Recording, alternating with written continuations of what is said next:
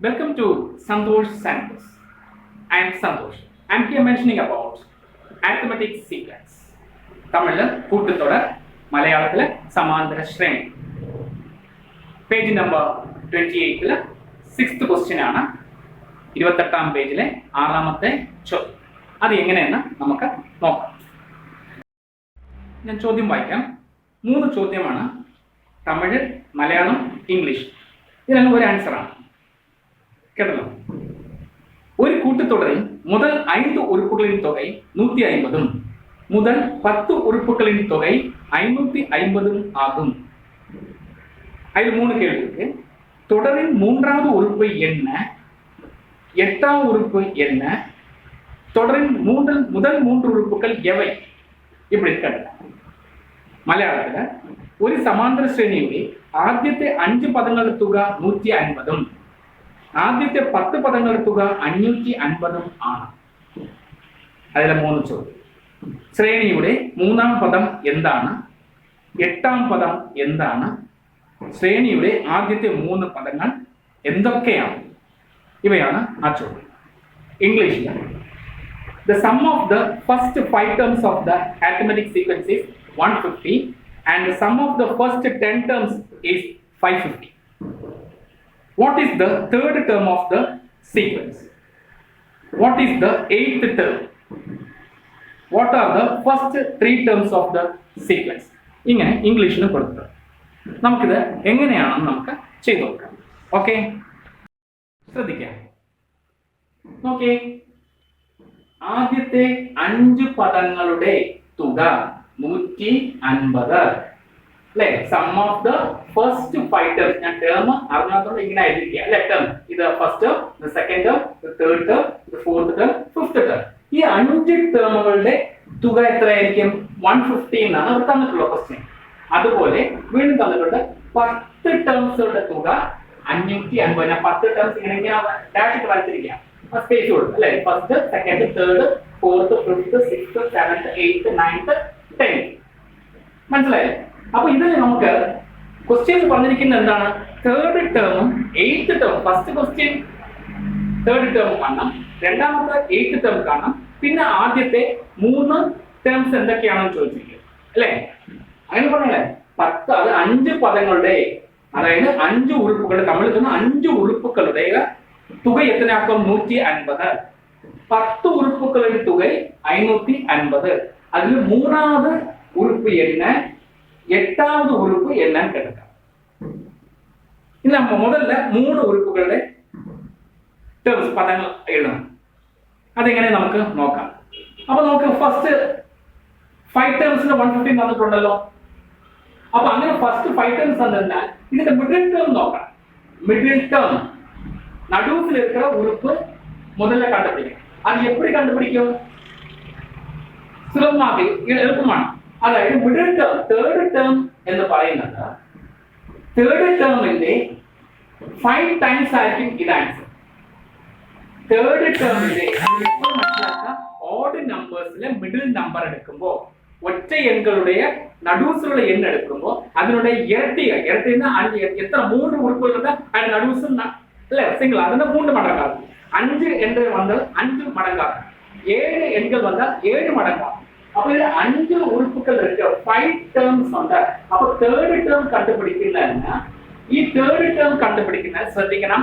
ഈ third term കണ്ടുപിടിക്കുന്നതിന് to find the third term, divide the total number divided by 5. ഈ 5 എങ്ങനെ വന്നു? അതാണ് ചോദ്യം അല്ലേ? 5 എങ്ങനെ വന്നു? 5 ടേംസ് ഉള്ളത് കൊണ്ട്, 5 ടേംസ് ഉള്ളത് കൊണ്ട് 5 കൊണ്ട് ഡിവൈഡ് ചെയ്യും. അപ്പൊ നിങ്ങൾക്ക് എന്ത് കിട്ടും? തേർഡ് ടേം കിട്ടും. അപ്പൊ 150യെ 5 കൊണ്ട് ഡിവൈഡ് ചെയ്യുമ്പോൾ നിങ്ങൾക്ക് എന്താ കിട്ടുന്ന?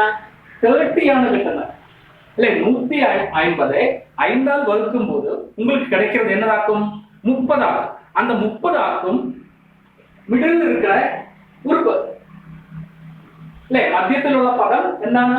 30 ആണ്. ഇപ്പൊ എങ്ങനെ 30 കിട്ടിയെന്ന് മനസ്സിലായല്ലോ. എങ്ങനെയാണ് 30 കിട്ടിക്കോട്ടെ? ഇവിടെ എങ്ങും തന്നിട്ടുമില്ല, ചോദ്യത്തിലും തന്നിട്ടില്ല. അപ്പൊ നമുക്ക് ഇവിടെ തേർഡ് ടേം കണ്ടുപിടിക്കണം. തേർഡ് ടേം കിട്ടിക്കഴിഞ്ഞു അല്ലെ? ഫസ്റ്റ് ചോദ്യം അതായിരുന്നു അല്ലെ? Find the third term of the sequence. അപ്പൊ നമുക്ക് തേർഡ് ടേം കിട്ടി അല്ലേ? ഇനി അടുത്ത ചോദ്യം എയ്ത്ത് ടേം ആണ്. എയ്ത്ത് ടേം, പക്ഷെ എയ്ത്ത് ടേം നമ്മുടെ 10 ടേംസ് എഴുതിയിട്ടുണ്ട്. 10 ടേംസിന്റെ ടോട്ടൽ സം ആണ് 550. പക്ഷെ 10 ടേംസിന്റെ നമുക്ക് നടുവിലുള്ള അല്ലെ മിഡിൽ ടേം നമുക്ക് എടുക്കാൻ പറ്റില്ല. കാരണം ഈവൻ നമ്പേഴ്സ് ആണ്, ഇരട്ട എണ്ണുകളാണ് അല്ലെ? ഇരട്ട എണ്ണുകളില് നമുക്ക് നടുവൽസിലുള്ള എണ്ണ ഉറുപ്പ് നമുക്ക് എടുക്ക മുടിயாது. അപ്പൊ അന്ത നേരത്തെ എന്താ ചെയ്യും? പേരാ എടുക്കണം. ഇത് ഫസ്റ്റിന്റെ പേര് എന്നതാക്കും 10th, സെക്കൻഡ് എന്നതാക്കും 9th, തേർഡ് വന്ന് എന്നതാക്കും 8th, இப்படி போகும். அப்படி 4th வந்து 7th, இப்படியும் பேர் எடுக்கணும். அதாவது ஃபர்ஸ்ட் பேர்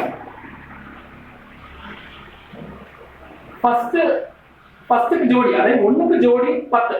அப்போ ஃபர்ஸ்ட் பிளஸ் 10th അല്ലേ? അപ്പൊ ഫസ്റ്റ് അപ്പൊ ഇതിനെ നോക്കുമ്പോൾ എത്രയാണ് എന്ന് കണ്ടുപിടിക്കുന്നത്. ഒരു ഉറുപ്പ് എത്രയും കണ്ടുപിടിക്കും അല്ലെ? ഒരു ഉറുപ്പ് എത്ര കഴിയും? അപ്പം നമുക്കറിയാം 550 എത്ര കൊണ്ട് ഡിവൈഡ് ചെയ്യണം? കാരണം ഇതിന്റെ ഹാഫ് 10 ആണ് അല്ലെ? അപ്പം അതിന്റെ ഒരു കൊണ്ട് 550 ഡിവൈഡഡ് ബൈ 5. അത് ഒരു അപ്പൊ 5 പേരുണ്ട് അല്ലെ? അത് ഈ 5 എങ്ങനെ വന്നു? ഈ 5 എങ്ങനെ വന്നു? നമുക്ക് എത്ര പേരുണ്ട്? 5. അതായത് first, second, 9th, 3rd, 8th, 4th, 7th, 5th, 6th. കണ്ടോ? പേര് കണ്ടോ? അപ്പൊ എത്ര പേരാണ്? 1 2 3 4 5 അല്ലെ? 5 പേഴ്സ് ഉണ്ട്. അങ്ങനെ ആ 5 പേഴ്സ് ആണ് ഈ 5. നേരത്തെ എടുത്ത 5 മിഡിൽ ടേം 5 ടേംസ് കൊണ്ട് 5 കൊണ്ട് ഡിവൈഡ് ചെയ്തപ്പോഴാണ് ആ 5. നിങ്ങൾ ചോദ്യം ഈ 5 എങ്ങനെ വന്നു അല്ലെ? ഈവൻ നമ്പേഴ്സ് ആണ്, 10 ടേംസ് ആണ്. അപ്പൊ 10 പേര് എടുക്കാൻ പറ്റുള്ളൂ. പേർ അത് ഓഡ് നമ്പർ ആയതുകൊണ്ട് മിഡിൽ ടേം എടുക്കുന്നു. ഇപ്പൊ 3 നമ്പേഴ്സ് ആണ് മിഡിൽ ടേം എടുക്കാൻ പറ്റും, 5 നമ്പേഴ്സ് ആണെങ്കിൽ മിഡിൽ ടേം എടുക്കാൻ പറ്റും, 7 നമ്പേഴ്സ് ആണെങ്കിൽ മിഡിൽ ടേം എടുക്കാൻ പറ്റും. പക്ഷെ ഈവൻ നമ്പേഴ്സ് മിഡിൽ ടേം എടുക്കാൻ പറ്റത്തില്ല. അങ്ങനെ വരുമ്പോൾ പേര് വേണം എടുക്കാൻ, ജോഡികൾ എടുക്കണം. അങ്ങനെ എത്ര ജോഡിയുണ്ട് നിങ്ങൾക്ക് എടുക്കാൻ സാധിക്കും?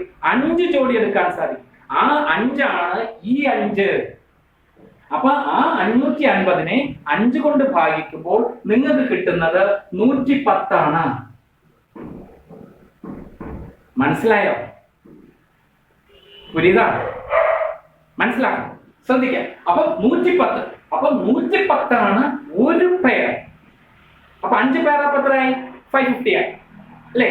അപ്പൊ 110. അപ്പൊ ഇതിനാണ് 110. അപ്പൊ ഇതിന് 110, ഇതെല്ലാം സെയിം ആയിരിക്കും. 110, ഇതും എന്താണ് 110, ഇതും 110, ഇതും 110 അല്ലേ? അപ്പം ഫസ്റ്റ് പേർ 110, സെക്കൻഡ് 9th ആഡ് ചെയ്യുന്നു 110, തേർഡ് 8th ആഡ് ചെയ്യുന്നു 110, ഫോർത്തും 7th ആഡ് ചെയ്യുന്നു 110, ഫിഫ്ത്തും 6th ആഡ് ചെയ്യുന്നു 110. ഇതിന്റെ പേഴ്സ് ആഡ് ചെയ്താലും സെയിം ആണ്, ഇതിന്റെ പൊസിഷൻ ആഡ് ചെയ്താലും നോക്കിയേ സെയിം ആണ്. പൊസിഷൻ அந்த இடம் 1ാം ഇടത്തിലെയും 10ാം ഇടത്തിലെയും ഇത് രണ്ട് കൂട്ടി പറയുക 11, 1ഉം 10ഉം 11, 2ഉം 9ഉം 11, 3ഉം 8ഉം 11, 4ഉം 7ഉം 11, 5ഉം 6ഉം 11 അല്ലേ? അപ്പം പൊസിഷൻ ആഡ് ചെയ്താലും സെയിം ആണ്, അതിന്റെ ടേംസ് അല്ലെ നമ്മള് പേർ ആഡ് ചെയ്താലും സെയിം ആണ്. പേരിന്റെ 2 പേർ കൂട്ടി കഴിഞ്ഞാൽ എല്ലാം 100. അങ്ങനെ 5 പേഴ്സ് ഉണ്ട്. ഇപ്പൊ നിങ്ങൾക്ക് മനസ്സിലായില്ലേ? അപ്പൊ ഒരു പേരിന് 110. നമുക്ക് വേണ്ടത് ഏതാണ്? രണ്ടാമത്തെ ആ ചോദ്യം കണ്ടുപിടിച്ചു. Third term 30. ക്വസ്റ്റ്യൻ കിട്ടിക്കഴിഞ്ഞു അല്ലേ? തേർഡ് ടേം കണ്ടുപിടിക്കാൻ പറ്റുമോ? തേർഡ് ടേം എത്രയാണ്? 30 നമുക്ക് ആൻസർ കിട്ടുകയും. ഇനി നമുക്ക് 8th ടേം ആണ് കണ്ടുപിടിക്കേണ്ടത്. 8th ടേം ക്വസ്റ്റ്യൻ അതാണ് ചോദിക്കുന്നത്. 8th term, what is the 8th term? 8ാவது ഉറുപ്പ് என்ன? அது கண்டுபிடிக்க வேண்டாமா? பாருங்க, நம்ம இந்த ஜோடியில 8th இருக்கிற அந்த ஜோடி எடுக்கலாம் இல்ல? To find out the 8th term, which pair you want? 3rd plus 8 is equal to 110. ഈ term എടുക്കാം, அந்த ഈ term അത് അങ്ങോട്ട് എടുക്കാം. ഓക്കെ,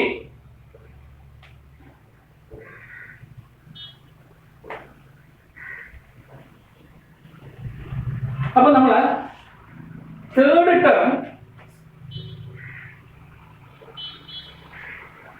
നമ്മൾ ഇതാ എടുത്തിരിക്കുന്നത്. നമ്മൾ 5 pairs എടുത്താൽ അതിൽ തേർഡ് ടേം, കാരണം തേർഡ് ടേം നമുക്ക് അറിയാം അല്ലേ? തേർഡ് ടേം എത്ര തന്നിട്ടുള്ളത്? 30 ആണ്. പ്ലസ് 8 ടേം അറിയില്ല അല്ലേ? Third term plus 8 term is equal to 110. மூணாவது உறுப்பும் எட்டாவது உறுப்பும் கூட்டினா உங்களுக்கு கிடைக்கிறது 110. ஆனா முதல்ல என்ன கிடைச்ச? மூணாவது உறுப்பு 30 கிடைச்சாச்சு, ஏற்கனவே அது கிடைச்சாச்சு. இது அதை வந்து சப்ஸ்டிட்யூட் பண்ணலாம், மூணாவது உறுப்புல சப்ஸ்டிட்யூட் பண்ணலாம், தேர்ட் டேர்ம்ல சப்ஸ்டிட்யூட். ഇത് എന്താ ചെയ്യേണ്ടത്? 8th ടേം കാണാം. അപ്പൊ നമുക്ക് 110 അങ്ങനെ എഴുതാലോ അല്ലേ? 110 ആസ് ഇറ്റ് ഈസ് അതുപോലെ കൊടുക്കാം. ഓക്കെ ആണല്ലോ? ഇനി ചെയ്യേണ്ടത് 8th ടേം കണ്ടുപിടിക്കണം. 8th term is equal to 110. ഈ പോസിറ്റീവ് 30 അന്ത പക്കം പോകുമ്പോൾ അല്ലേ, അപ്പുറത്ത് പോകുമ്പോൾ എന്താകും? -30 ആണ്. അപ്പൊ 130 - 30 മൈനസ് ആണ്. മൈനസ് ആണെന്നുണ്ടെങ്കിൽ ആകെ പോകണം. അപ്പൊ 110 - 30 ഈ ബോറോ ചെയ്യാനൊക്കെ വലിയ പാടാണ്. അപ്പൊ 110 30 പോയ എത്രയാ? 80 അല്ലേ? ഇനി മൈനസ് എന്താ നോക്കിയാ ശ്രദ്ധിച്ചേ. 110 - 30 0 0. 11 3 പോയാൽ, കാരണം ബേസ് മൈനസ് പോലും തെറ്റിക്കുന്ന ആൾക്കാരുണ്ട്, അതുകൊണ്ടാണ് ഞാൻ ഒത്തു പറയുന്നത് അല്ലേ? 11 3 പോയാൽ എത്രയാ? 3 fingers 11 backward 10 9 8. ഓക്കെ ആണല്ലോ? ഇത് മൈനസ് 1 ചെയ്യാൻ അറിയാത്തവർക്ക് വേണ്ടി പറഞ്ഞതാണ്. ഓക്കെ, അപ്പൊ 80 കിട്ടി. അപ്പൊ 8th ടേം 80. അപ്പൊ നമുക്ക് ഇവിടെ 8th ടേം നോക്കാതെ first second third fourth fifth sixth seventh 8th. അപ്പൊ നമുക്ക് ഇവിടെ 8th 80 ഫസ്റ്റ് സെക്കൻഡ് തേർഡ് 30. മനസ്സിലായി? ഞാൻ ഈ ഫിഗറിൽ ഇങ്ങനെ വരച്ചിരിക്കുന്ന പേരെടുക്കാൻ വേണ്ടി വരച്ചിരിക്കുന്നതാണ്. അത് ഞാൻ റബ്ബ് ചെയ്യാം.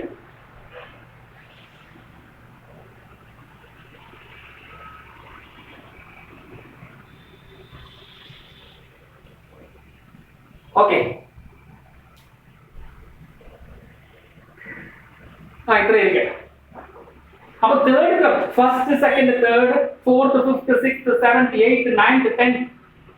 അപ്പൊ നമ്മൾ ഇത്രയും കിട്ടി. തേർഡ് ടേം കിട്ടി 30, 8th ടേം 18. അപ്പൊ തന്നിരിക്കുന്ന 3 ചോദ്യത്തിൽ 2 ചോദ്യത്തിന്റെ ഉത്തരം നമ്മൾ കണ്ടുപിടിച്ചു. ഇനി final question. Find the first 3 terms of the sequence. ആദ്യത്തെ 3 ടേം കാണും. എങ്ങനെ കാണും? നമുക്ക് ഇതിലേക്ക് തൊട്ട് 2 നമ്പർ അടുത്തടുത്ത് ഉണ്ടായിരുന്നുവെങ്കിൽ ഡിഫറൻസ് കണ്ട് നമുക്ക് ചെയ്യാൻ പറ്റും. അപ്പൊ എന്ത് കാണണം? ഡിഫറൻസ് കാണണം. Difference is the must. അപ്പൊ ഡിഫറൻസ് കണ്ടാലേ നിങ്ങൾക്ക് ഇവിടുന്ന് ഒന്ന് കൂട്ടി എഴുതാൻ പറ്റുള്ളൂ, ഇവിടുന്ന് ആഡ് ചെയ്യാൻ ഇങ്ങനെ കുറച്ചൊക്കെ എഴുതാം. അപ്പൊ ഡിഫറൻസ് കാണണ്ടേ? അപ്പൊ നിങ്ങൾ ഇതിന് മുമ്പ് പഠിച്ചിട്ടുണ്ടാവും പൊസിഷൻ ഡിഫറൻസും ടേം ഡിഫറൻസ്. ഡിഫറൻസ് കാണാനുള്ള ഫോർമുല എന്താണ്? Position difference divided by term difference. Okay, ശ്രദ്ധിക്കാം. പൊസിഷൻ ഡിഫറൻസ് നമുക്ക് നോക്കാം. ഇത് ഏത് പൊസിഷനാണ്? തേർഡ് പൊസിഷനാണ്. തേർഡ് പൊസിഷനിൽ എത്രയാ? 30 ആണ് ടേം. തേർഡ് പൊസിഷനിൽ ടേം 30. ഇനി ഇത് ഏത് പൊസിഷനിലാണ് ഞാൻ 80 എഴുതിയിരിക്കുന്നത്? 8th പൊസിഷൻ, 8ാമത് അല്ലേ? 1 2 3 4 5 6 7 8 8th ടേമില് ആണ്. അപ്പൊ പൊസിഷൻ 8th ടേം. പൊസിഷൻ എന്ന് പറയുന്നത് എങ്ക இருக்கிறது? 3வது இடத்துல இருக்கு. இது 8வது இடத்துல இருக்கு. 3வது இருக்கிற இடத்துல உறுப்பு வந்து 30. 8வது இடத்துல இருக்கிற உறுப்பு வந்து 80. இப்படி அர்த்தம் வரும். Clear? Position difference. Position difference means turn difference.